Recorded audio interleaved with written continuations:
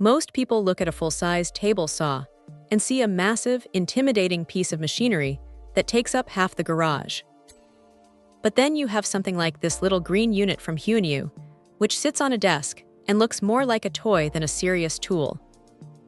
Don't let the size fool you, though. It's surprisingly dense, weighing in at about 4 kilograms, and that steel frame gives it a solid, planted feel that you just don't get with cheaper plastic alternatives.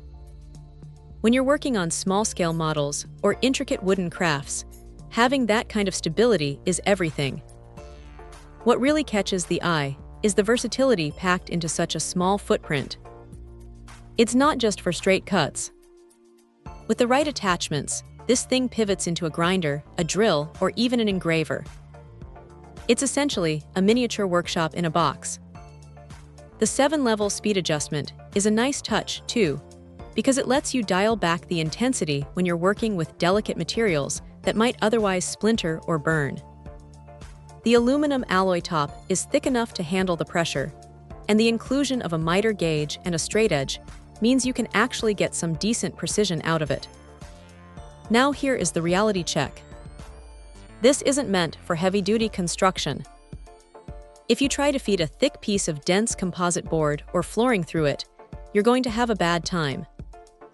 The motor is powerful for its size, but it has its limits, and pushing it too hard with the wrong materials is a quick way to burn it out. It's strictly for hobbyists, model makers, and people who enjoy the finer details of woodworking. The blade height adjustment is a clever feature, allowing for a cut depth of up to about 29 millimeters, which is plenty for most small projects. One thing that stands out is the safety guard. It's transparent, so you can actually see what's happening at the blade, which is a huge plus for keeping your fingers safe while still maintaining visibility. It's not perfect, though.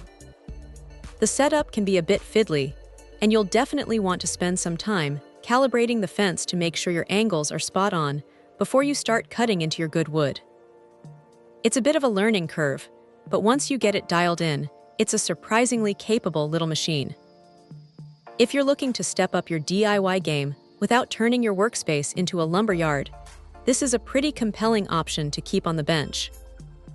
It's not going to replace a professional saw, but for the price and the size, it's hard to argue with what it brings to the table.